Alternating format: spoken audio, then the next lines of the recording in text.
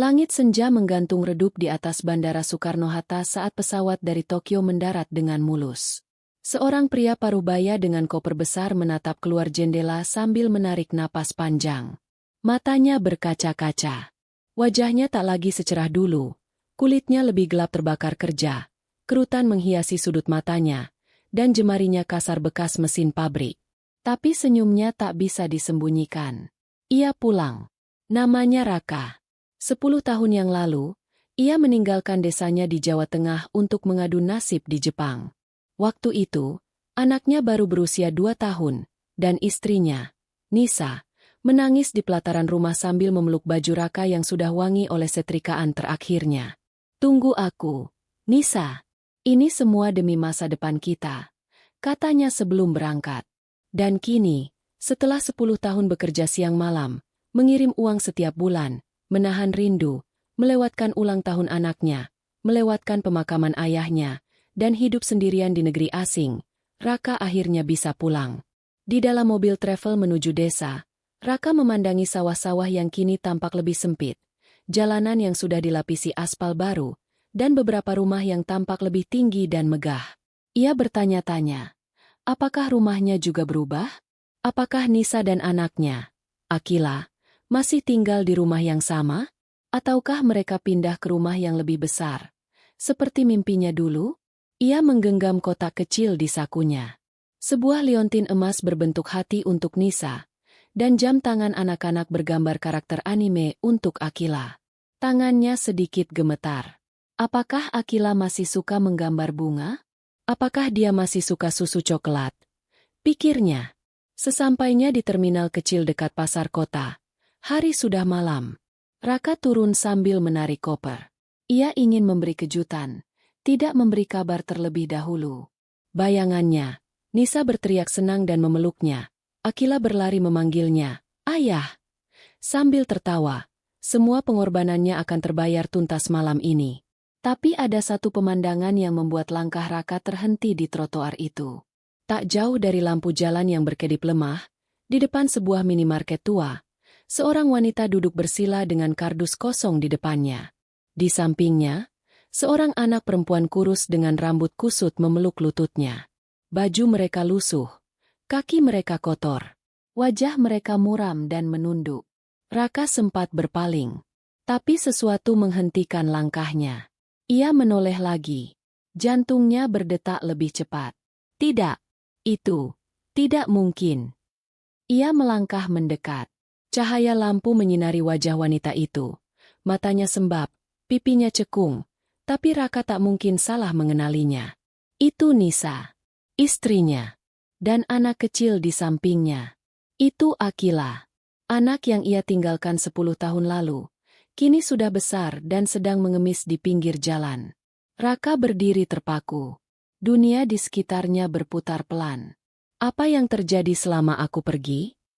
Hidung Raka terasa panas. Dadanya sesak. Ia berdiri beberapa meter dari mereka.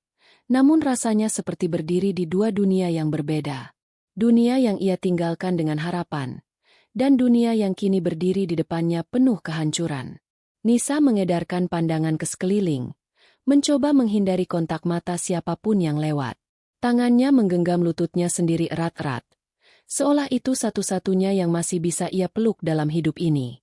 Akila duduk diam, memeluk boneka lusuh yang hampir tak berbentuk. Ia tidak berkata apa-apa. Matanya kosong, seperti seseorang yang sudah terlalu sering menghadapi dinginnya malam dan tajamnya tatapan orang-orang. Raka tak sanggup mendekat. Ia menyandarkan tubuhnya ke tiang lampu, menunduk, mengusap wajahnya yang mulai basah oleh air mata. Tangannya gemetar. Ia ingin berlari ke arah mereka, memeluk mereka, berteriak menanyakan apa yang terjadi. Tapi hatinya dicekik rasa bersalah yang mengendap selama 10 tahun. Aku ayahmu, Akila. Aku suamimu, Nisa. Tapi kenapa kalian seperti ini? Ia menarik napas dalam, mencoba menenangkan diri. Perlahan ia melangkah, sampai akhirnya berdiri tepat di depan mereka. Miss. Suaranya hampir tidak terdengar. Tapi cukup untuk membuat Nisa menoleh. Saat pandangan mereka bertemu, waktu seolah membeku. Mata Nisa membelalak. Wajahnya memucat. Raka? Suara itu lirih, retak, seperti pecahan kaca yang jatuh perlahan ke lantai. Akila menoleh. Ia memandang pria asing yang berdiri di depan ibunya, lalu bertanya polos. Bu, siapa ini? Raka menatap anak itu. Matanya merah. Ia ingin menjawab, tapi lidahnya keluh. Anak itu darah dagingnya sendiri, bahkan tidak mengenalnya. Nisa buru-buru berdiri. Akila, ayo berdiri. Kita pergi dari sini. Suaranya gemetar. Matanya tak lepas dari Raka, seolah tak percaya pria di depannya benar-benar suaminya. Tunggu, Nis. Tolong, jelaskan padaku. Kenapa kalian bisa seperti ini? Aku kirim uang setiap bulan. Nis, aku kerja siang malam di Jepang demi kalian. Kenapa kalian malah hidup di jalan? Nisa menunduk, menggigit bibir. Ia menggenggam tangan Akila dan menariknya perlahan menjauh. Maaf, Ra, aku nggak bisa jelaskan sekarang. Aku suamimu. Aku punya hak tahu apa yang terjadi. Nisa menoleh lagi, dan kali ini air matanya jatuh begitu saja. Kalau kamu memang suamiku, kenapa kamu baru pulang sekarang setelah 10 tahun? Pertanyaan itu menghantam dada Raka lebih keras dari apapun yang pernah ia rasakan. Ia terdiam. Dunia seakan runtuh di sekitarnya. Nisa dan Akila perlahan berjalan pergi, meninggalkan Raka berdiri sendiri di bawah lampu jalan yang temaram. Kotak hadiah kecil di sakunya masih utuh, tapi hatinya kini retak lebih dari apapun. Aku pulang, tapi keluargaku sudah tak mengenaliku lagi. Malam itu Raka tidak kembali ke rumah. Sebenarnya, ia bahkan tidak tahu kemana harus pulang.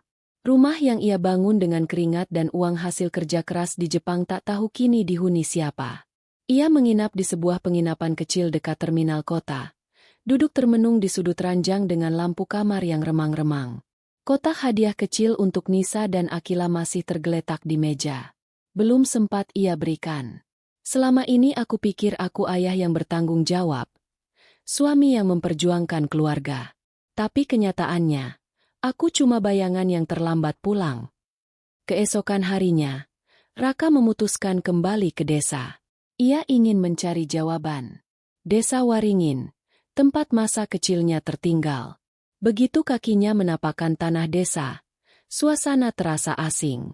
Beberapa rumah terlihat lebih megah, jalanan lebih rapi, tapi kehangatan yang dulu ia kenal entah kemana. Ia berjalan ke arah rumah tua yang dulu ia bangun bersama Nisa. Tapi rumah itu kini tertutup rapat. Halaman kosong dan dipenuhi semak. Tak ada suara, tak ada kehidupan. Ia mencoba bertanya ke tetangga yang dulu mengenalnya. Pak Surya, tetua kampung yang kini sudah duduk di kursi roda di serambi rumahnya. Pak Surya, saya Raka, anak Buminah suami Nisa. Pak Surya terbelalak. Ya Allah, Raka? Kau pulang juga akhirnya, Nak. Raka duduk di hadapan beliau, dan dari sanalah cerita perlahan mulai terurai. Kami kira kamu gak akan balik, Nak. Bertahun-tahun istrimu ditinggal, cuma terima uang lewat pos. Tapi hidup bukan cuma soal uang. Nisa, dia sendirian di sini. Kau tak tahu apa yang menimpanya. Raka menggenggam lututnya. Tolong, Pak. Katakan, apa yang terjadi pada mereka? Pak Surya menatap kosong ke depan. Beberapa tahun setelah kau pergi, rumah kalian kena tipu oleh kakak iparmu sendiri, si Faisal. Katanya ingin bantu kelola keuangan dari uang kirimanmu. Tapi ternyata dia mainkan uangmu buat bisnis pribadi, dan bangkrut. Nisa jatuh miskin, ditinggal saudara, dicibir orang kampung. Rumah ini sempat disita. Dan yang paling parah, Akila sempat sakit keras, dan Nisa harus pinjam uang ke rentenir. Sejak itu, mereka pergi dari desa. Kami tak pernah lihat mereka lagi. Raka terdiam. Rahangnya mengeras. Napasnya naik turun cepat. Faisal, kakaknya sendiri. Ia berdiri. Matanya merah, bukan hanya karena marah, tapi juga karena sakit yang selama ini tersembunyi di balik lembaran uang yang ia kirim tanpa henti. Aku pikir aku sudah melindungi mereka dari jauh. Tapi ternyata, justru aku meninggalkan mereka dalam gelap. Malamnya, Raka kembali ke kota. Kali ini bukan untuk menunggu, tapi untuk mencari. Ia berjalan menyusuri sudut-sudut jalan kota, menatap setiap trotoar, setiap bangku, setiap gang. Ia mencari dua wajah yang sangat ia rindukan tapi kini hampir tak ia kenali. Dan saat malam mulai turun, hujan rintik mengguyur aspal jalanan. Ia melihat sekelebat bayangan. Di bawah jembatan layang, di balik lapak-lapak kardus dan kain sobek, terlihat siluet kecil seorang anak yang sedang memeluk ibunya dalam tidur. Wajah mereka basah oleh gerimis. Tapi bagi Raka, itu adalah rumah yang sesungguhnya. Ia berjalan pelan mendekat. Tak ada kata, hanya air mata. Raka berlutut di depan Nisa dan Akila yang terlelap dalam dingin dan kelembapan bawah jembatan itu. Hujan rintik-rintik jatuh seperti pelan-pelan mencuci luka masa lalu, tapi tak bisa menghapuskan semua dosa diam-diam yang tak terucap. Ia tak mampu membangunkan mereka saat itu juga. Ia hanya duduk di sana, menatap wajah mereka yang jauh dari bayangannya selama ini. Akila tampak lebih kurus dari anak seusianya. Rambutnya acak-acakan, pipinya tirus. Bahkan dalam tidurnya, keningnya mengernyit. Ia bermimpi buruk, dan itu mencerminkan kenyataan hidupnya. Sementara Nisa, perempuan yang dulu ia tinggalkan dengan senyum dan pelukan perpisahan, kini berwajah letih, dan kulitnya kasar karena terlalu lama berjuang sendirian. Raka menangis dalam diam. Ia ingin memeluk mereka sekarang, ingin berkata bahwa semuanya akan baik-baik saja. Tapi bibirnya terlalu keluh. Ia terlalu malu. Malu karena percaya bahwa uang bisa menggantikan kehadiran. Malu karena tidak pernah bertanya lebih dalam dari sekadar. Uangnya cukup, kan? Saat pagi menjelang, Nisa terbangun karena cahaya matahari yang menembus celah jalan layang. Ia menggeliat perlahan dan melihat Raka duduk di sampingnya, menatapnya dengan mata sembab. Ia terkejut. Raka? Akila pun ikut bangun. Ia menatap pria itu lagi, bingung, lalu berkata dengan suara pelan. Bu, dia datang lagi. Nisa memegangi tangan Akila, lalu menatap Raka lama. Kenapa kamu di sini? Raka menjawab dengan suara pelan tapi penuh sesal. Karena aku bodoh. Karena aku pikir jadi suami dan ayah cukup dengan bekerja keras dan mengirim uang. Tapi aku lupa, kalian butuh aku. Bukan cuma kiriman dari Jepang, tapi kehadiran, pelukan, rumah yang sesungguhnya. Nisa menunduk. Air matanya jatuh satu-satu, tanpa bisa dibendung. Aku pernah berharap kamu pulang. Tapi waktu berjalan, Ra, harapan itu berubah jadi rasa sakit. Maafkan aku. Raka meraih tangan Nisa. Untuk pertama kalinya dalam 10 tahun, ia menggenggam tangan itu lagi. Tapi kali ini tak hangat. Tangan Nisa dingin, kaku, seperti seseorang yang sudah terlalu lama menggenggam beban sendiri. Aku nggak minta kamu langsung percaya lagi. Tapi izinkan aku menebus semuanya. Aku ingin kalian kembali ke rumah. Aku ingin kita jadi keluarga lagi. Bukan dari awal, tapi dari sekarang. Akila menatap mereka bergantian. Ia menggenggam tangan ibunya, lalu perlahan menyentuh tangan Raka.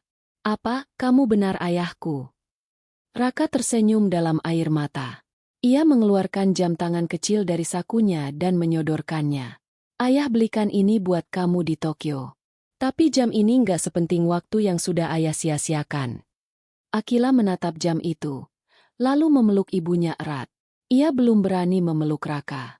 Tapi diam-diam, air matanya jatuh di bahu ibunya. Itu cukup. Sebuah maaf memang tidak bisa menghapus masa lalu, tapi bisa menjadi awal dari perjalanan memperbaiki masa depan. 3 hari sudah berlalu sejak Raka kembali menemukan Nisa dan Akila di bawah jembatan. Ia tidak memaksa mereka untuk langsung pulang ke rumah warisan yang dulu mereka tempati. Rumah itu terlalu penuh kenangan, juga luka. Sebagai gantinya, Raka menyewa kamar kecil di rumah kos sederhana di pinggiran kota. Bukan tempat mewah, tapi cukup hangat, cukup aman. Untuk sementara, itu menjadi tempat mereka menetap. Dan yang paling penting, itu menjadi tempat mereka belajar saling mengenal kembali. Pagi itu, Raka memasakkan bubur ayam sederhana untuk Nisa dan Akila. Tangannya agak canggung mengaduk panci, tapi ada ketulusan dalam setiap geraknya. Akila duduk di pojok, masih canggung menatap pria asing yang kini jadi bagian dari hari-harinya. "Maaf, rasanya mungkin gak senak buatan ibu kamu," kata Raka sambil menyodorkan mangkuk pada Akila. Akila menerimanya diam-diam, mencicipinya sedikit, lalu menoleh pada ibunya. "Bu, rasanya kayak yang pernah aku cium dari dapur, waktu aku masih kecil." Nisa menatap Raka. Dalam tatapan itu, ada luka, ada kecewa, tapi juga setitik harap. Sore harinya, Raka mengajak Nisa berjalan kaki ke taman kota. Akila dititipkan sebentar ke ibu kos. Di taman, mereka duduk di bangku tua. "Hening, rumah kita sudah aku bersihkan. Kalau kamu mau, kita bisa ke sana kapan saja," kata Raka. Nisa menggeleng pelan. "Bukan itu masalahnya, Ra. Bukan soal rumah, tapi soal tempat kembali." Raka menunduk. "Aku mengerti." Lalu Nisa berkata pelan, "Faisal masih di kota ini, dan dia utang banyak padaku." Raka menoleh tajam. "Dia yang membuat kalian jadi seperti ini?" Nisa hanya tersenyum getir. "Dia bawa kabur tabungan kita. Tipu aku dengan bisnis fiktif. Lalu menghilang. Waktu aku coba cari dia, aku yang malah dituduh fitnah. Saudara sendiri gak ada yang membelaku. Aku sendiri, Ra. Sama Akila." Raka mengepalkan tangan. "Aku akan cari dia. Dan aku akan pastikan dia gak bisa sembunyi lagi." "Jangan." Nisa menatap Raka. Tatapannya dalam, penuh luka yang belum sembuh. "Jangan balas dengan amarah. Karena dendam gak akan bikin kita pulih. Kalau kamu mau benar-benar menebus semuanya, lindungi kami dengan cara yang gak akan nyakitin siapa-siapa." Raka terdiam. Kata-kata Nisa itu menghantamnya dalam. Ia sadar, perjuangan kali ini bukan tentang membalas, tapi memperbaiki. Dengan sabar, dengan waktu, dengan cinta. Malam itu, saat Akila tertidur di pangkuan Nisa, Raka duduk di lantai kos, menatap langit-langit kamar. "Aku tak bisa mengubah 10 tahun yang hilang. Tapi aku bisa mulai dari detik ini. Jadi suami, jadi ayah. Meski pelan, aku akan pulang bukan ke rumah, tapi ke hati mereka." Hari-hari berlalu perlahan. Meskipun Raka kini hadir, bukan berarti semua luka bisa sembuh seketika. Ada bekas yang terlalu dalam untuk sekadar ditambal dengan kehadiran. Terlebih untuk seorang anak kecil yang tumbuh tanpa ayah.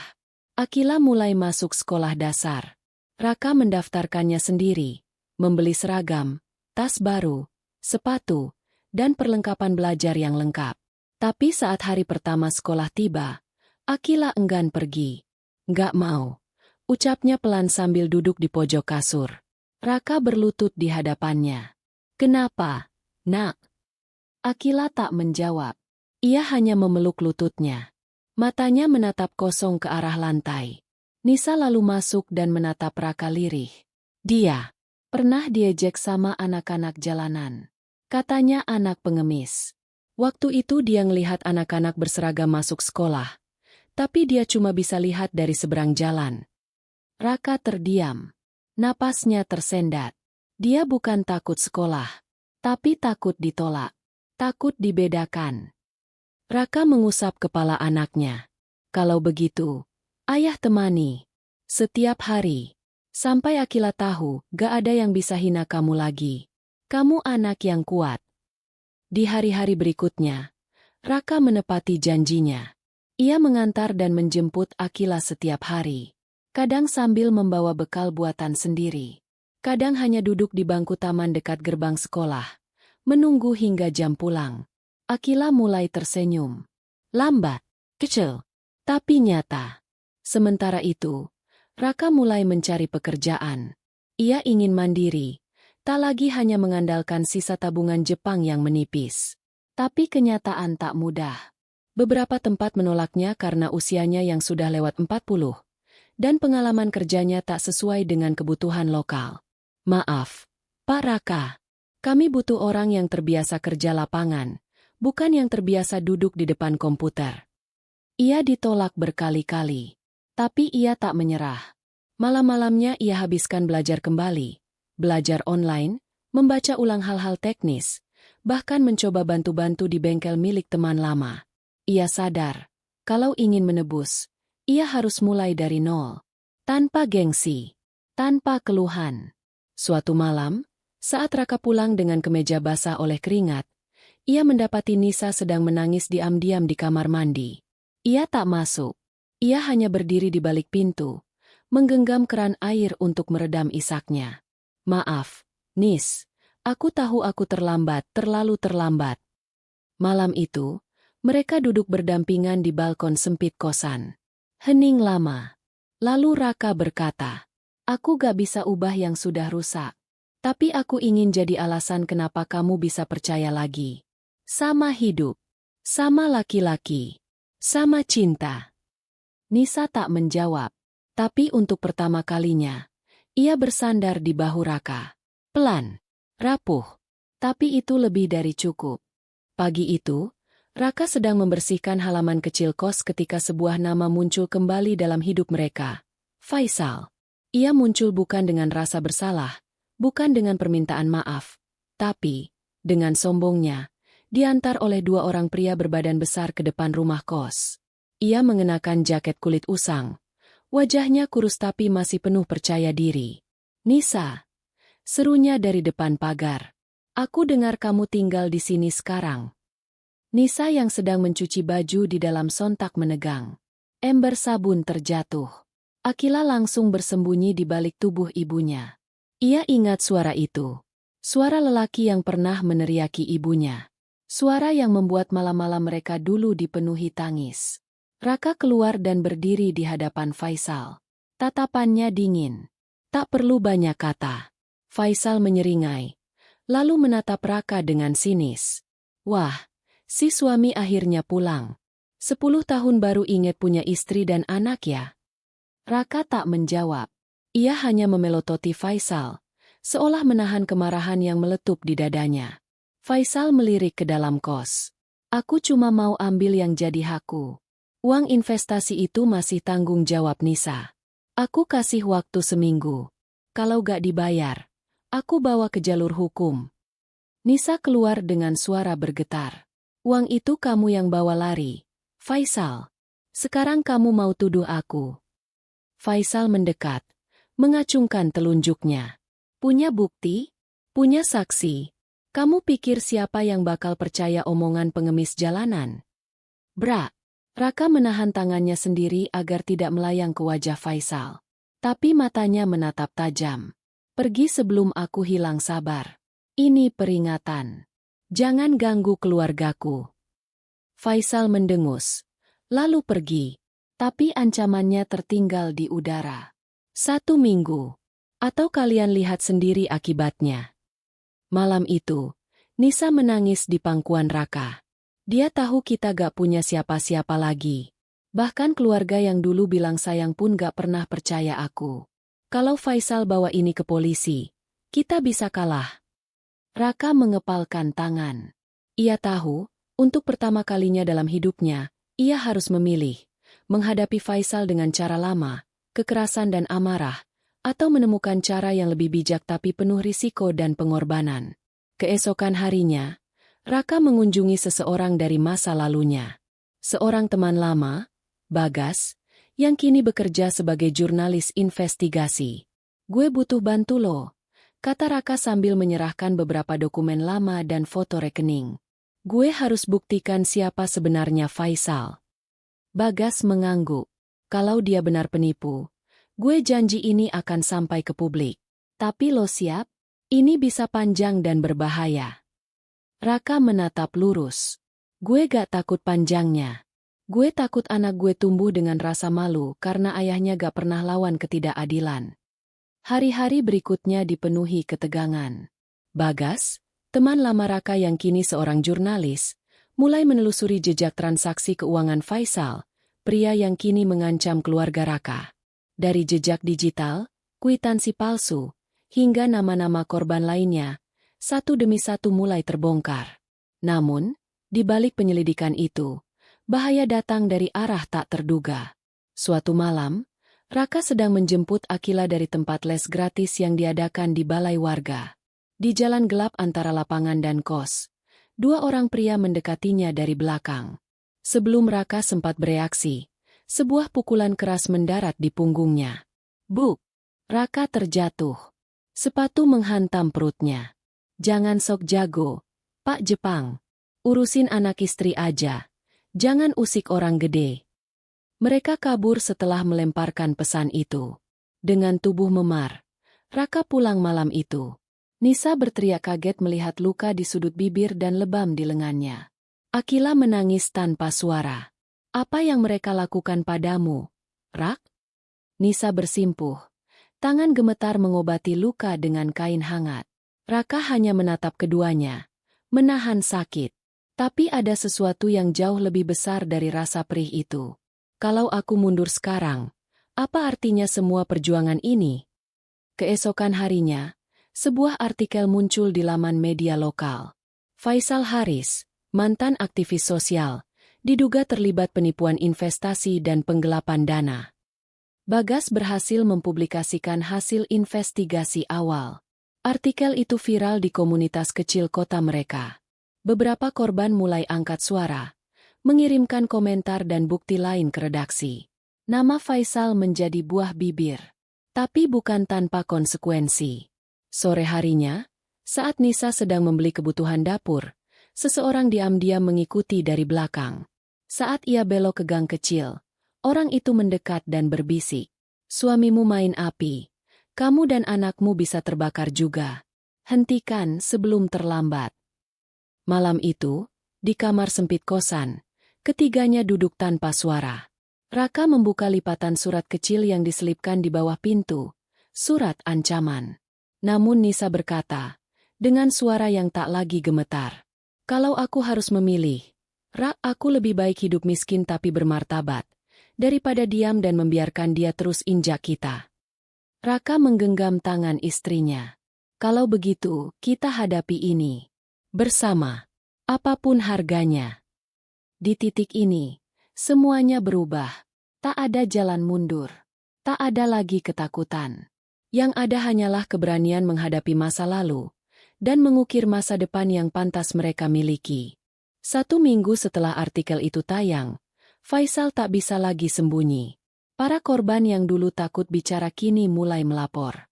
3 orang dari luar kota datang membawa bukti transfer, kontrak palsu, bahkan rekaman suara ancaman Faisal.